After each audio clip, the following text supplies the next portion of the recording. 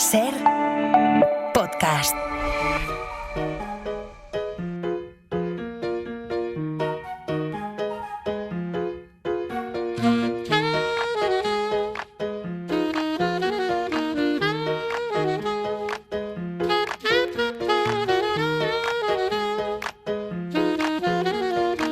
Coordenada 25, con Aimar Bretos.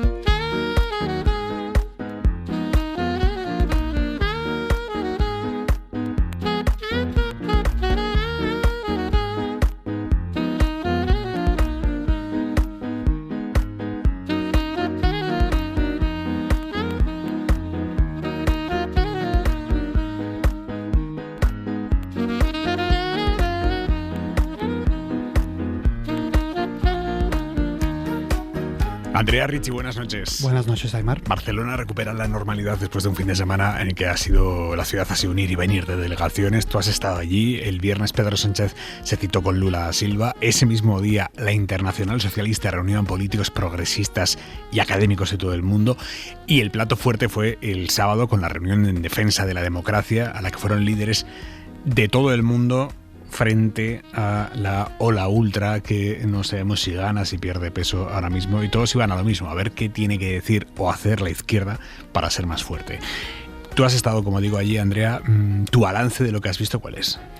Bueno, yo diría en primer lugar que hay un balance positivo para los organizadores en términos de asistencia. Ha habido una asistencia considerable, ha habido un número notable de jefes de Estado o de gobierno que han acudido dentro del panorama escaso de líderes progresistas que hay en el mundo ahora mismo.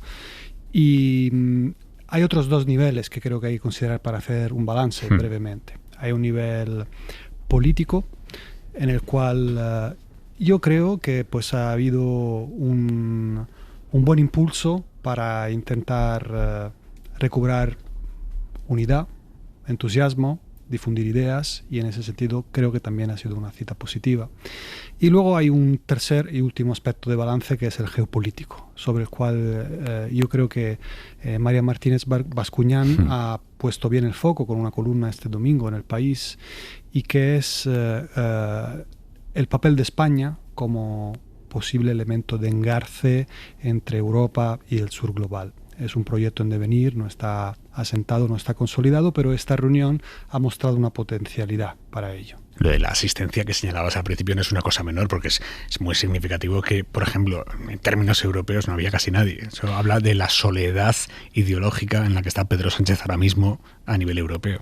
Totalmente. Es una soledad ideológica, queda reflejada justo en estos días, por ejemplo, con esta nueva iniciativa para intentar empujar a la UE a reformular sus relaciones con Israel, y España lo promueve con el apoyo de Irlanda y Eslovenia, nada más, ¿no? Con lo cual hay un aislamiento ideológico. Es evidente que no hay otros líderes destacados progresistas en Europa. Está el Reino Unido, sí, pero está fuera de la UE, y además es un progresismo muy diferente, mucho más centrista, etcétera. Con lo cual hay un aislamiento ideológico que, no obstante, no debe ser confundido con un aislamiento político de España, porque no es así. España es un país que está integrado dentro del proyecto de la Unión Europea, está en línea con la mayor parte de las iniciativas, así que sí, una cierta soledad ideológica que no significa aislamiento político. Háblame de la reunión en defensa de la democracia. ¿De dónde viene esta iniciativa?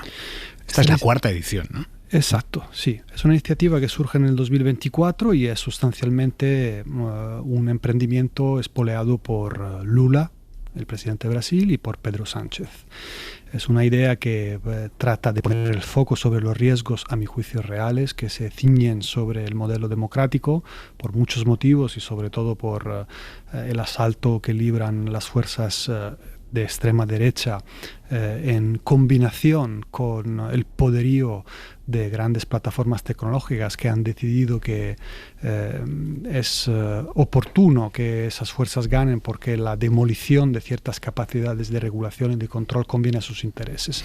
Entonces Lula y Pedro Sánchez ponen en marcha esta iniciativa, en el cuyo marco se han realizado ya 2 citas en Nueva York, en paralelo con la Asamblea General de las Naciones Unidas, y otra más en el Chile de Gabriel Boric. Pero si estamos hablando de una reunión en defensa de la democracia, ¿por qué no había líderes de derecha?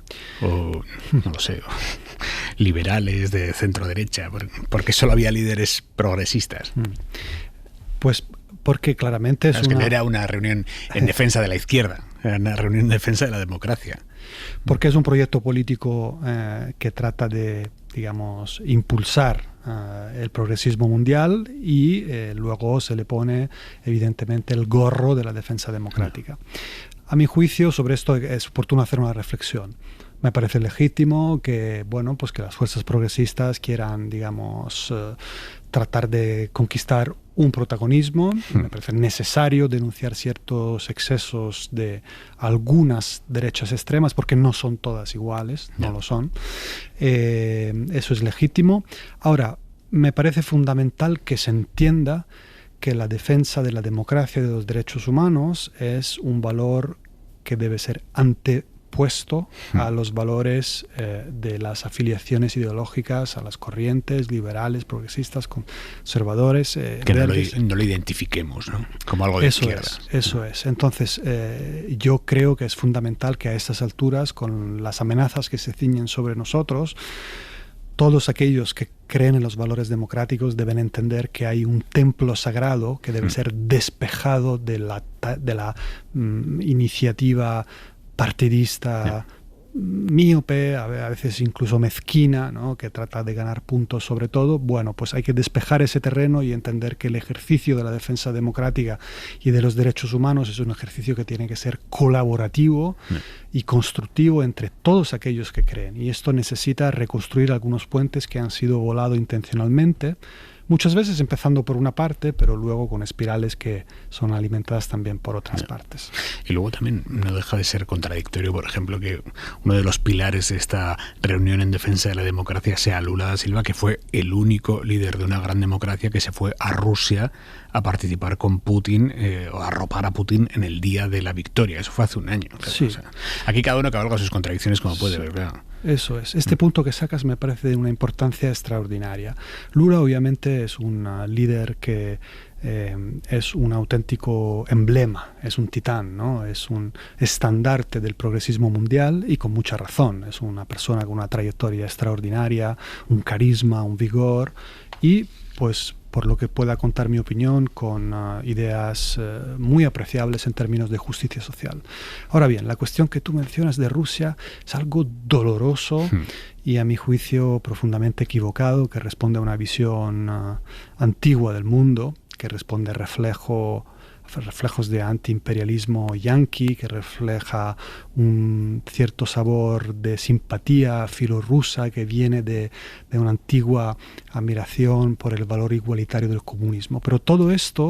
Esas coordenadas ya no rigen. Sí. Pero sin embargo, todo esto es lo que está detrás, el hecho de que Lula es un líder que en el mayo del 2022 concede una entrevista a la revista Time, por lo tanto 3 meses aproximadamente después de la gran invasión y antes de volver a ser elegido presidente, en la cual dice sustancialmente que Zelensky y Putin tienen responsabilidades por igual. Equiparables, ¿no? Eso está ahí, no recuerdo de memoria el quote, pero el sentido es ese.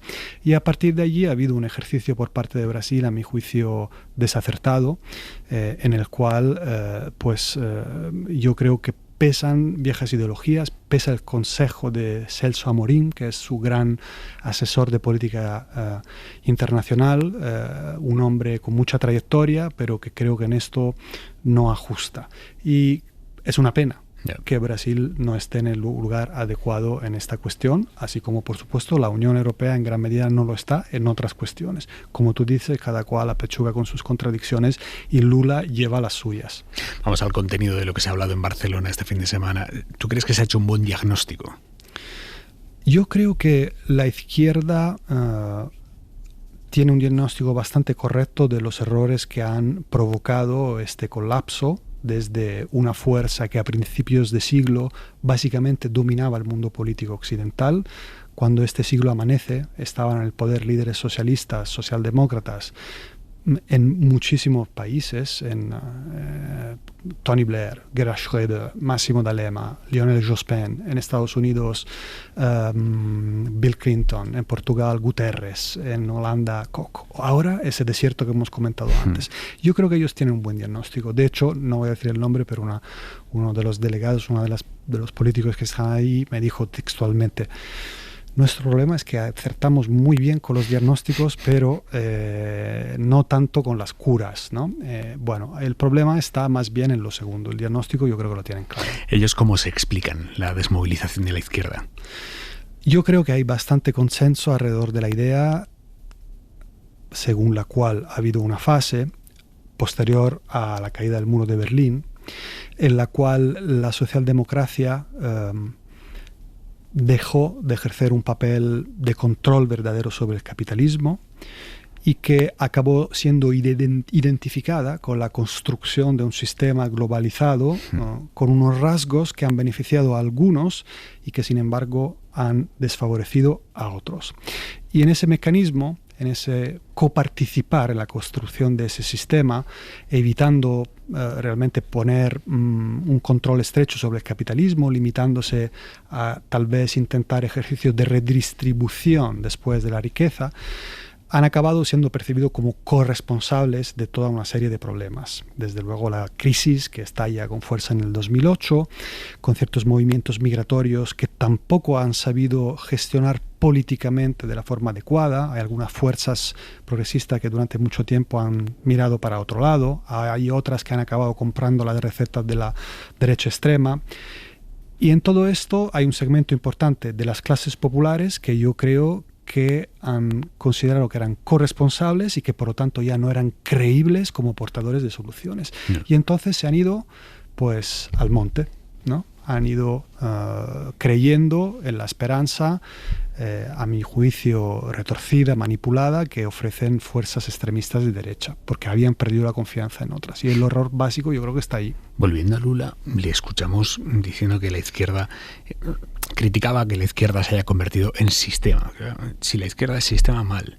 Si la izquierda es antisistema, mal también. Sí. O sea, ¿qué tiene que ser la izquierda?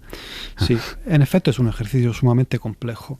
Y Lula, así como le he criticado acerca de su posición como Ucrania, yo creo que ha sido el líder que tal vez ha dicho de forma más clara. Muchos otros pues tienden, sobre todo pues en una cita como esa, a tratar de insuflar ánimos, sí, entusiasmo, pero él fue muy claro, dijo: muchos de nosotros nos hemos equivocado precisamente en la línea que he mencionado, ¿no? Nos hemos equivocado en asumir ciertas presiones, plegarnos a ellas. Entonces, a mi juicio, el equilibrio es difícil, pero no es imposible.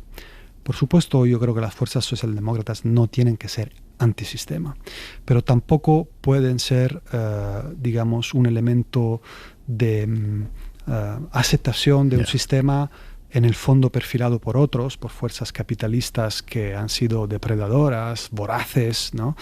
Y durante un tiempo yo creo que han abandonado ese concepto de la lucha de clase, de la defensa de las clases populares, por la vía de echarle el pulso a un cierto capitalismo que luego vimos claramente en 2008 qué capacidad, qué potencial de dañar a la gente, ¿no? Porque la crisis fue tremenda y quien más la pagó, y este país, España, lo sabe en sus propias carnes, ¿no? Quien lo pagó fueron las clases populares, ¿no? Con un sufrimiento enorme por daños que no habían causado ellos, que era un capitalismo fuera de control, ¿no? ¿Quién ha hilado más fino en las propuestas?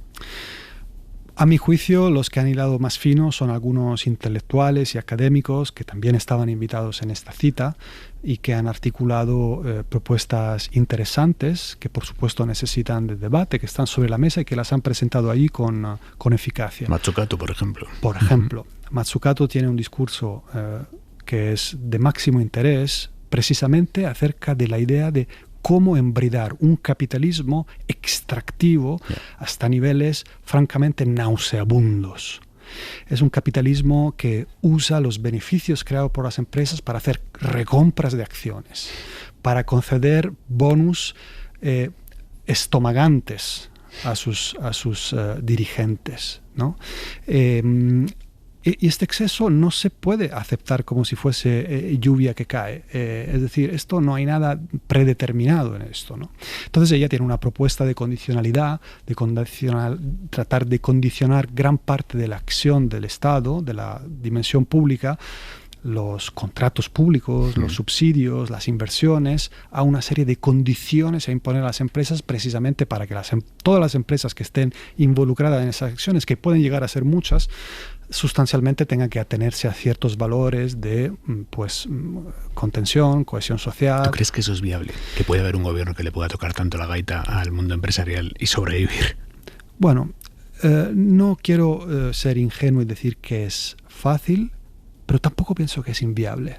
Creo que necesitamos tener ambición, necesitamos recuperar el valor de la utopía. Es que hay demasiada resignación, hay demasiada, a veces, indiferencia, y hay un descreimiento. Pero los seres humanos juntos pueden hacer grandes cosas, y desde luego la política puede hacer cosas si se lo propone. Entonces no es fácil, pero es posible, y cosas más complejas se han hecho. Cosas más complejas se han hecho y no podemos olvidarlo. Así que mantengamos alta la voluntad de perseguir utopías. ¿Alguna idea más que cazaras con el cazamariposas allí en la cumbre? Sí. Que dijeras, wow, esto es interesante. Sí. Muchas al vuelo.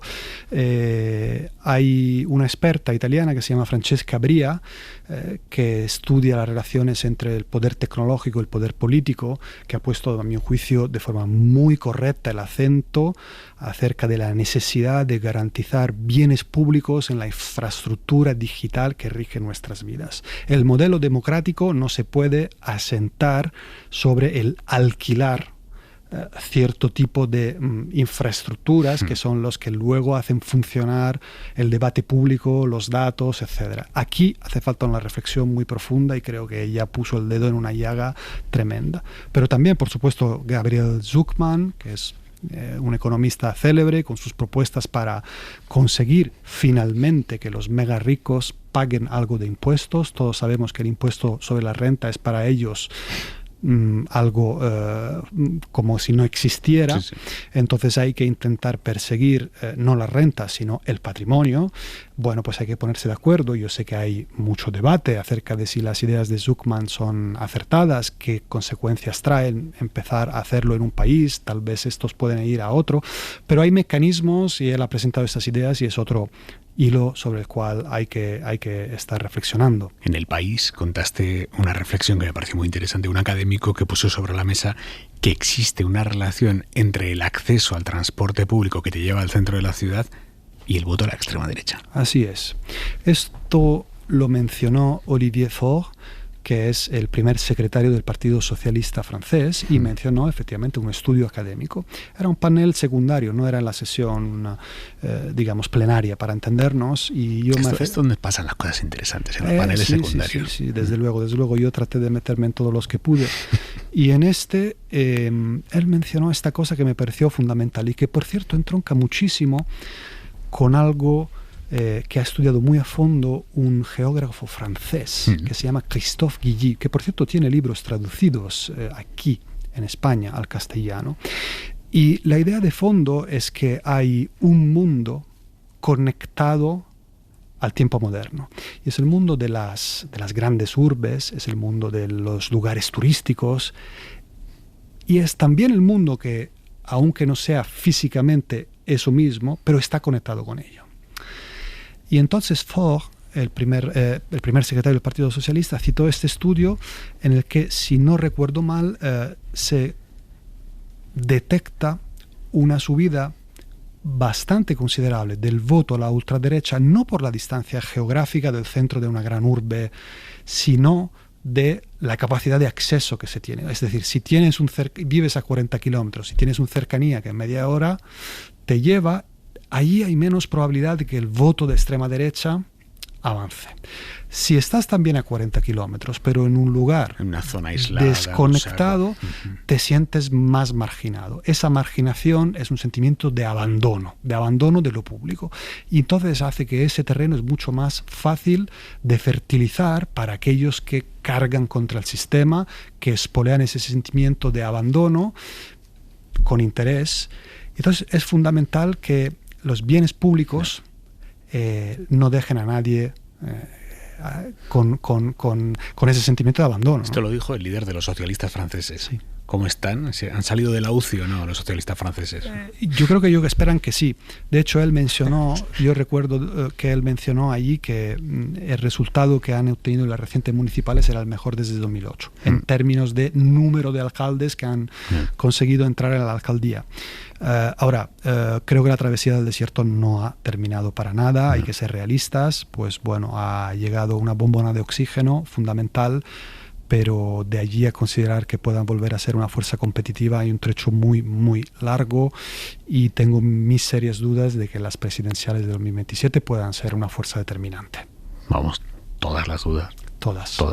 ¿Qué nos traes hoy para leer, Richie? Sí, quiero sugerir la lectura de un libro de Edwy Plenel, que casualmente también es un francés. Y este libro se llama El jardín y la jungla. El jardín y la jungla. Sí, está publicado aquí en España por Edasa Infolibre. Edwy Plenel es un periodista muy conocido en Francia, también fuera, y este libro me parece muy interesante y va bastante al hilo de lo que hemos comentado, porque es un libro que trata de exhortar a Europa a reconsiderar ciertos errores en su proyección, en su visión sobre sí misma y sobre todo en su relación con el sur global, que estaba tan presente allí en Barcelona, con Lula, con el presidente de Sudáfrica, una presencia muy importante, con otros latinoamericanos como Sheinbaum. Bien, creo que los europeos no hemos todavía superado ciertos tics de la mentalidad colonial, siguen incluso arraigados todavía en nuestro lenguaje. Una realidad que debemos superar, y este libro es muy útil para cuestionarnos. Luego a lo mejor uno no está de acuerdo con todo, pero también eso es muy sano, dejar que se nos cuestione. Andrea Ricci, mil gracias. Un abrazo. Placer, abrazo. Para no perderte ningún episodio, síguenos en la aplicación o la web de la SER, Podium Podcast o tu plataforma de audio favorita.